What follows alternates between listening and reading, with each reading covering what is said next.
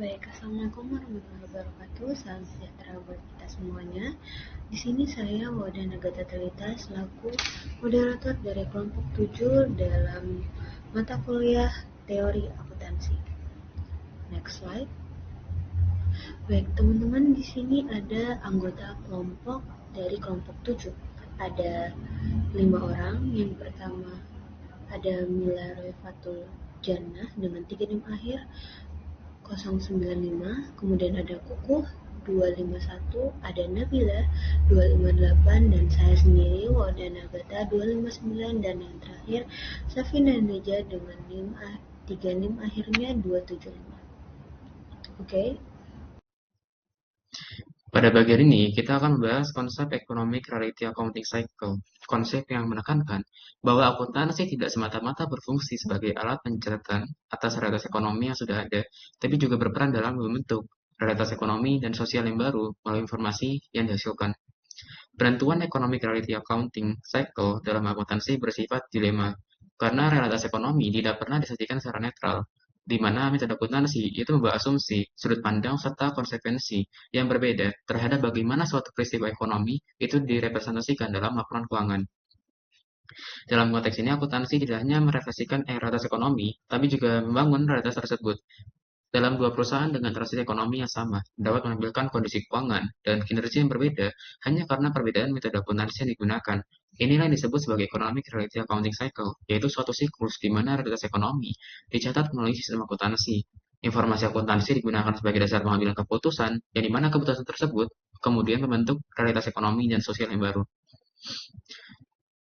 Metode penentuan persediaan merupakan contoh konkret bagaimana akuntansi membentuk realitas ekonomi yang dilaporkan. Metode yang umum digunakan antara lain adalah FIFO, LIFO, dan metode rata-rata atau average.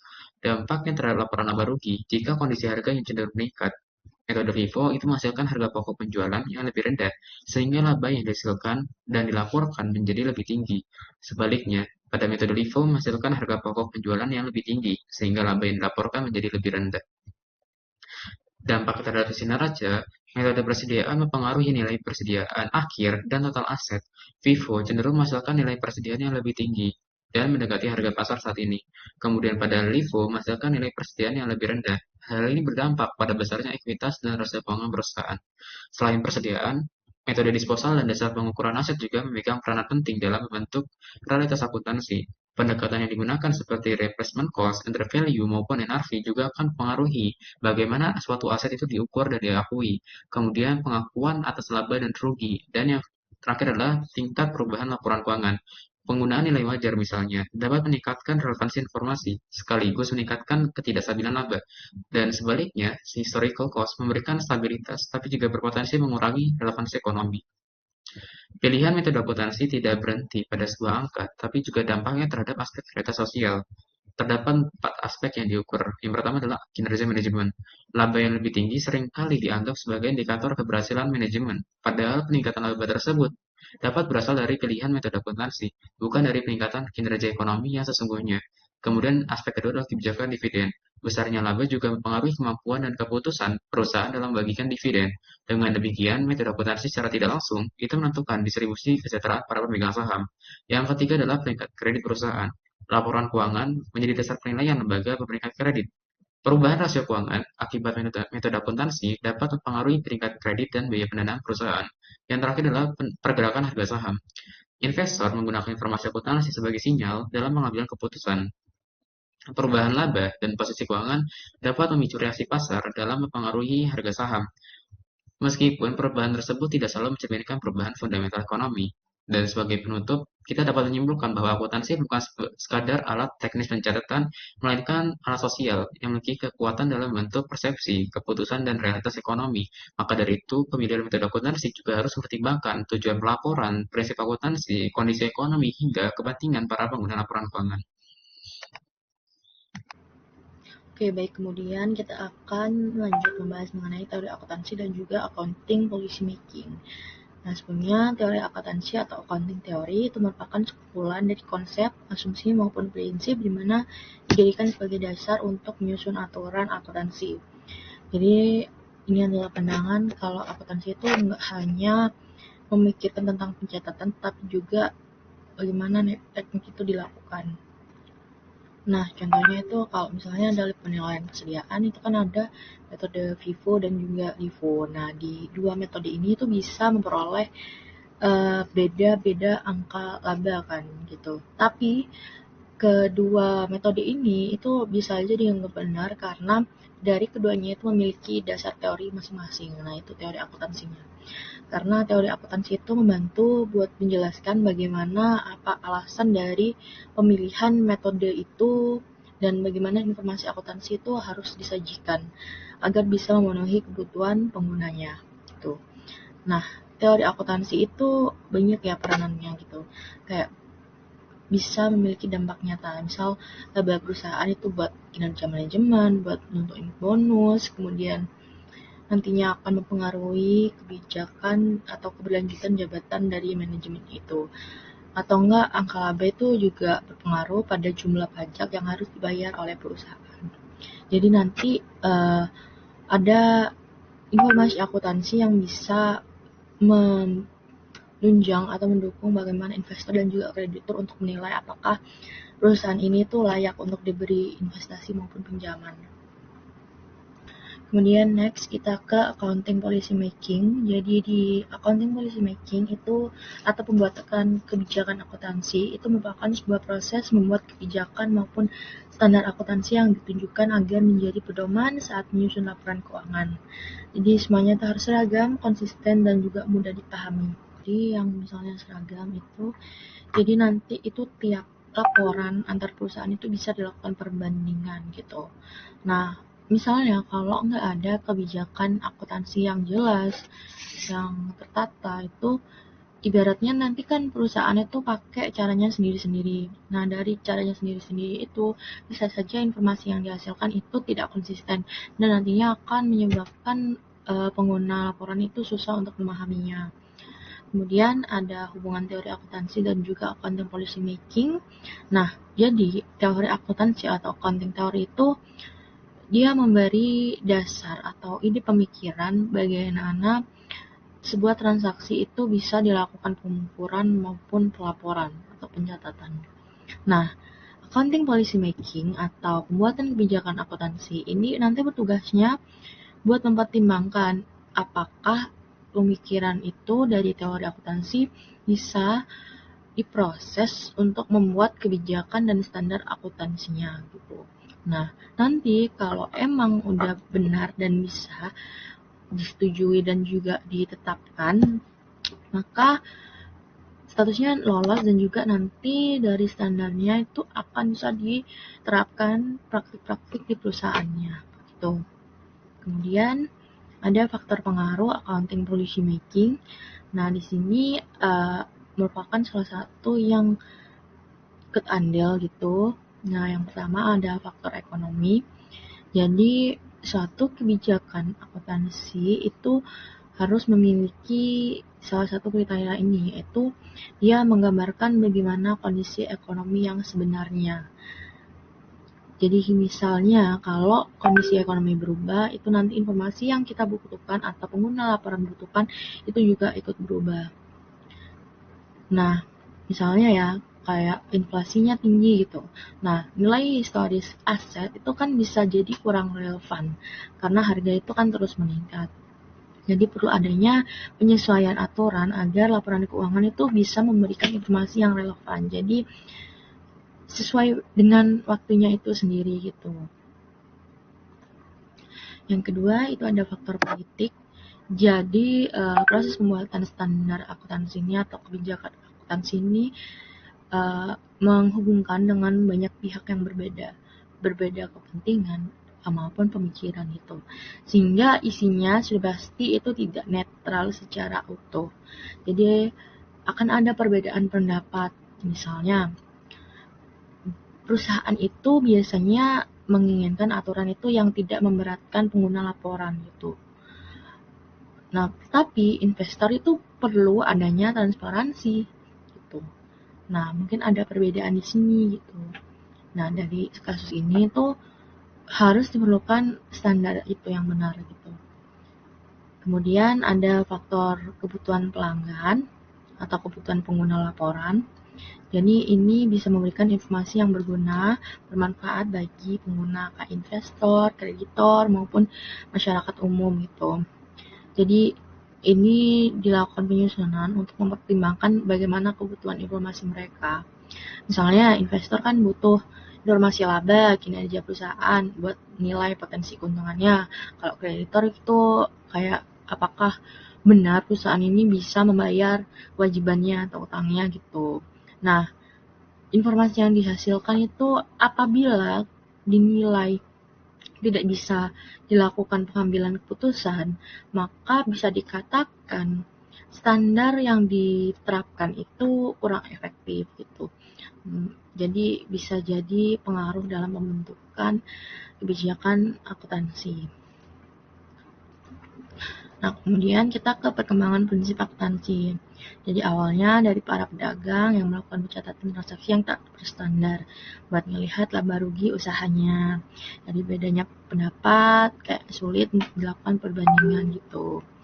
Misalnya kalau untuk para pedagang pencatatan kan cuma untuk biar praktis aja buat lihat apakah dia rugi atau untung tanpa adanya teori ataupun standar yang berlaku.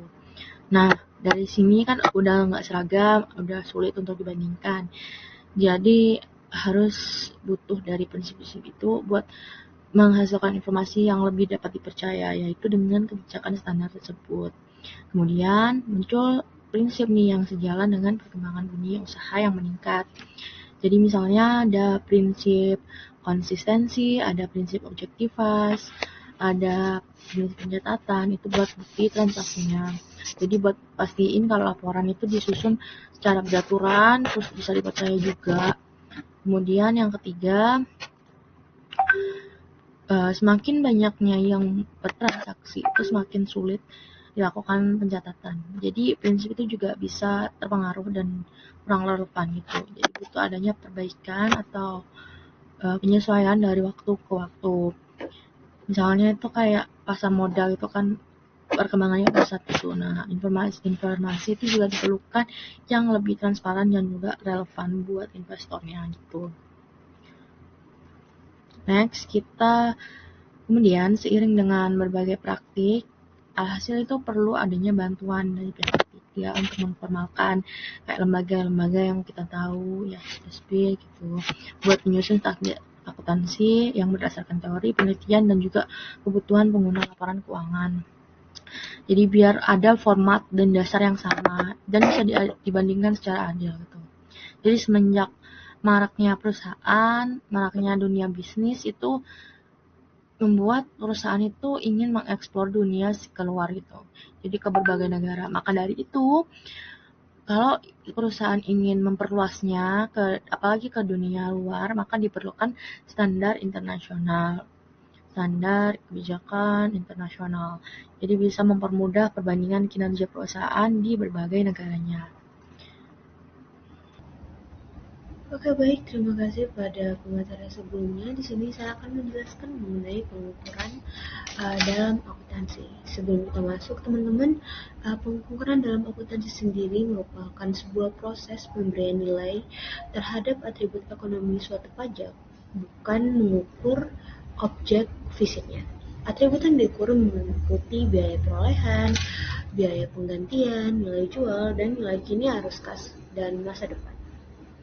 Proses ini menunjukkan besarnya nilai ekonomi suatu objek agar informasi akuntansi dapat digunakan dalam pengambilan keputusan dengan baik dan benar. Next slide. Jadi teman-teman, dalam peran pengukuran akuntansi tadi itu ada beberapa macam. Yang pertama, direct and indirect mensurementasi, yaitu pengukuran langsung dan pengukuran tidak langsung. Contohnya pengukuran langsung itu seperti apa?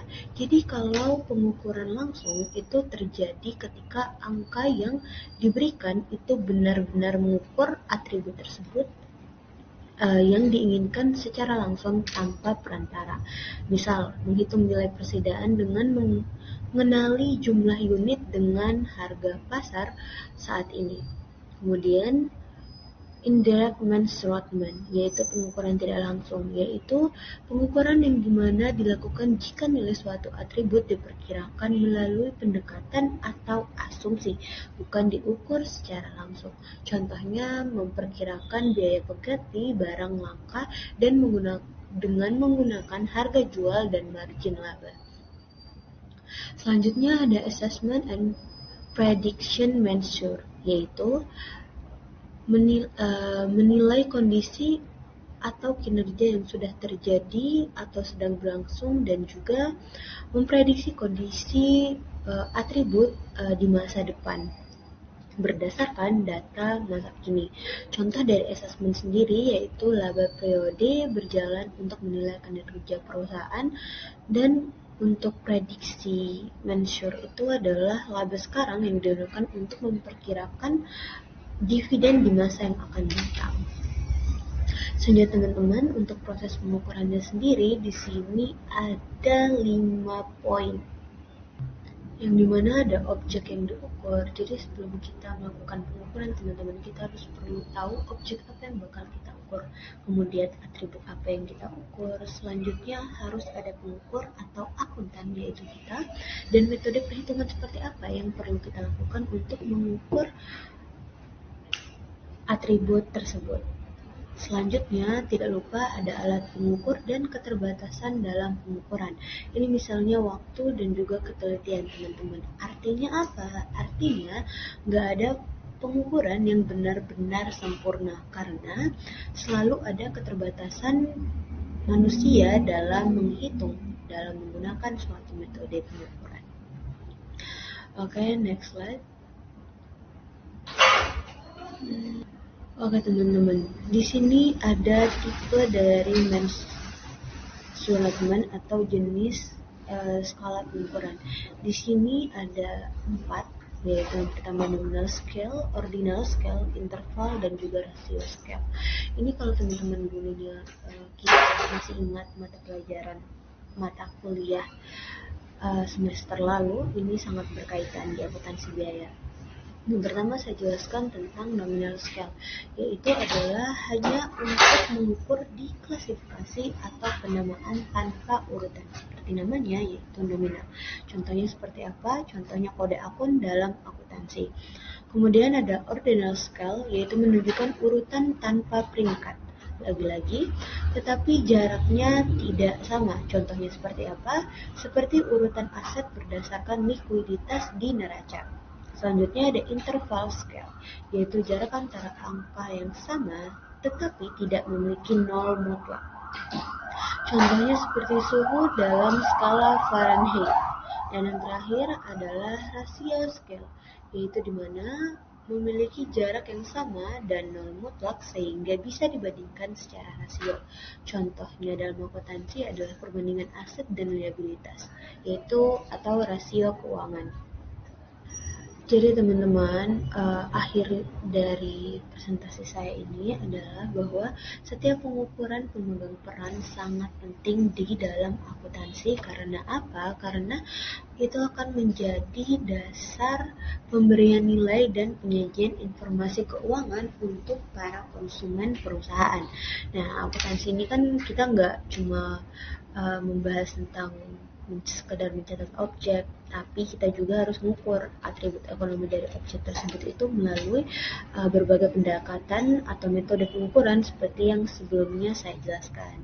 Nah, seperti yang sebelumnya juga bahwa ada beberapa faktor yang mempengaruhi ketidakberdayaan manusia karena pengukurannya bisa jadi tidak tepat ataupun tepat. Itu bisa dilihat dari penelitian dan cara pengukuran apa yang diambil.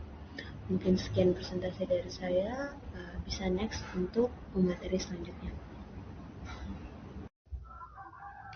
Nah, pada bagian ini kita akan membahas mengenai sistem penilaian dalam teori akuntansi atau valuation system.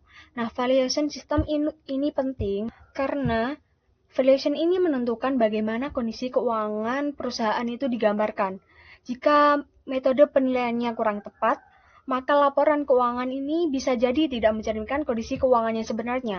Oleh karena itu, sebelum kita membahas teknik penilaian, kita perlu memahami asumsi dan tujuan dari masing-masing sistem penilaian. Yang pertama ada historical cost. Nah, pada historical cost ini, penilaian aset itu berdasarkan harga perolehan aslinya pada saat transaksi tersebut terjadi. Nah, historical cost ini memiliki karakteristik yaitu digunakan secara luas dan menjadi standar tradisional laporan keuangan dan relevan untuk akun moneter jangka pendek seperti kas, piutang, dan utang. Nah, di historical cost ini juga menggunakan estimasi seperti umur, manfaat, dan metode depresiasi. Dan historical cost ini memiliki kelebihan, yaitu lebih objektif dan mudah diverifikasi. Kemudian lebih dipahami oleh pengguna keuangan dan memudahkan pembagian dividen serta memperhitungan pajak tanpa gangguan fluktuasi pasar. Nah, kelemahannya yaitu di masa inflasi, nilai buku tidak lagi mencerminkan realitas ekonomi pada saat ini. Selanjutnya ada General Price Level Adjustment atau penyesuaian tingkat harga umum. Nah, dalam metode ini itu kita menyesuaikan angka historis agar mencerminkan daya beli yang sama, yang bertujuan untuk mengatasi masalah additivity, yaitu penjumlahan nilai uang dari periode yang berbeda dan menghasilkan laporan keuangan yang lebih konsisten secara daya beli. Nah, kelebihan dari metode ini itu memperbaiki histori akibat inflasi dan menyajikan informasi yang lebih realistis secara ekonomi. Namun kelemahannya yaitu tidak mencerminkan perubahan harga spesifik suatu aset dan bergantung pada indeks harga umum. Nah, kemudian ada current value system atau sistem nilai kini. Nah, pada sistem ini, kita menilai akun berdasarkan nilai pasar pada saat ini, bukan pada biaya historis. Kemudian, sistem ini itu terbagi menjadi dua. Yang pertama ada exit value atau nilai keluar. Nah, exit value ini yaitu di mana aset dinilai sebesar nilai bersih yang dapat direalisasi jika dijual dalam kondisi normal. Yang bertujuan untuk mengukur likuiditas atau kas yang tersedia. Kelebihan dari sistem ini yaitu sangat relevan untuk menilai likuiditas dan fleksibilitas perusahaan dan menunjukkan kemampuan perusahaan dalam beradaptasi. Namun kelemahannya yaitu kurang relevan untuk aset yang tidak dimaksudkan untuk dijual dan juga tidak mencerminkan nilai guna aset dalam operasi. Yang kedua adalah replacement cost atau entry value. Nah, di sini aset dinilai berdasarkan biaya penggantian pada saat ini, yang bertujuan untuk mengukur biaya mempertahankan operasi. Kelebihan dari sistem ini sendiri yaitu relevan untuk kelangsungan usaha atau going concern dan menunjukkan kemampuan perusahaan dalam mempertahankan kapasitas operasional. Nah, kemudian yang terakhir ada discount cash flow atau DSV. Maksud saya DCV, yaitu penilaian berdasarkan nilai kini dari arus kas masa depan yang memiliki karakteristik yaitu sangat teoritis dan juga bergantung pada estimasi. Kemudian ini juga sensitif terhadap asumsi tingkat diskonto dan proyeksi arus kas. Nah, kelebihan dari metode ini yaitu paling mencerminkan nilai ekonomi yang sesungguhnya. Dan metode ini juga paling banyak digunakan dalam penilaian bisnis dan investasi. Kemudian kelemahan dari sistem ini yaitu sulit diterapkan secara objektif dalam akuntansi keuangan dan juga minim penerapan praktis dalam laporan keuangan formal. Nah, jadi setiap sistem penilaian memiliki kelebihan dan keterbatasan. Historical cost unggul dari sisi keandalan, sementara current value lebih unggul dari sisi relevansi. Oleh karena itu, dalam praktik akuntansi sendiri, modern cenderung mengombinasikan berbagai pendekatan seperti penggunaan fair value. Baik, di sini saya akan membahas mengenai isu-isu akuntansi konseptual dan internasional. Yang pertama yakni isu akuntansi konseptual. Isu akuntansi konseptual merupakan isu-isu yang berkaitan dengan pemikiran atau filosofi di balik penyusunan laporan keuangan berdasarkan kerangka konseptual. Nah, di sini ada ketegangan yang menarik, di mana tujuan utama kerangka konseptual akuntansi menurut pandangan modern adalah untuk menyediakan informasi yang berguna bagi investor dan kreditor untuk pengambilan keputusan ekonomi. Namun dalam praktiknya, tujuan ini seringkali berbenturan dengan kebutuhan pemangku kepentingan yang lain, seperti pemerintah, karyawan, dan masyarakat. Nah, investor ini ingin informasi yang cepat dan berorientasi pada masa depan, sementara regulator ingin mengutamakan kehati-hatian, sehingga muncullah isu siapakah yang perlu diprioritaskan terlebih dahulu. Untuk memenuhi tujuan tersebut, informasi akuntansi harus memiliki kualitas tertentu. Ada dua kelompok besar, yakni kualitas primer yang terdiri dari relevansi dan representasi secara tepat. Lalu yang kedua ada kualitas sekunder yang terdiri dari komparabilitas dan eksistensi. Meski kelihatan ideal, untuk membangun kerangka konseptual ini penuh dengan tantangan. Yang pertama, sulitnya mencapai konsensus pada definisi tunggal elemen akuntansi, dan yang kedua, beberapa pihak menilai kerangka konseptual masih bersifat politis daripada murni teoritis. Kenapa dinilai politis? Karena banyak yang melihat bahwa proses penyusunan standar ini tidak murni secara teknis, tapi dipengaruhi oleh kepentingan kelompok-kelompok kuat. Jadi ini bisa jadi hasil kompromi politik, bukan hanya teori terbaik. Yang kedua adalah isu akuntansi internasional. Isu akuntansi internasional muncul karena adanya perbedaan mendasar antar negara, yakni perbedaan standar akuntansi, lingkungan bisnis, sistem hukum, dan bahkan budaya. Misalnya di Jerman, di mana mereka sangat creditor oriented sehingga laporannya lebih konservatif. Sedangkan di Amerika Serikat, mereka lebih investor oriented sehingga lebih menekankan pada fair value. Nah, untuk mengatasi perbedaan ini ada dua pendekatan utama, yakni harmonisasi dan konvergensi.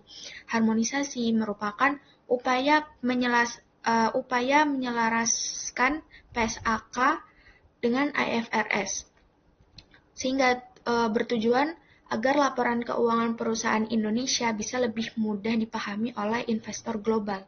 Sedangkan konvergensi ini berarti menuju pada satu titik yang sama, yakni menciptakan satu set standar global berkualitas tinggi, yang nantinya semua negara mengadopsi satu standar yang sama, yakni IFRS. Tapi untuk dapat mewujudkan impian konvergensi ini, terdapat tantangan dan isu yang berat. Yang pertama yakni perbedaan filosofi pengukuran antara fair value dengan historical cost. Yang kedua, perbedaan kebutuhan pengguna baik oleh investor, kreditur, dan juga regulator. Yang ketiga, isu penerapannya di negara berkembang, di mana negara berkembang seperti Indonesia seringkali menghadapi kendala sumber daya seperti tenaga ahli yang terbatas dan biaya implementasi yang tinggi. Belum lagi isu pengaruh politik dan ekonomi, di mana negara-negara besar bisa mendominasi proses penetapan standar untuk kepentingan mereka. Lalu untuk isu aktualnya yakni pengaruh politik dan ekonomi dalam penetapan standar.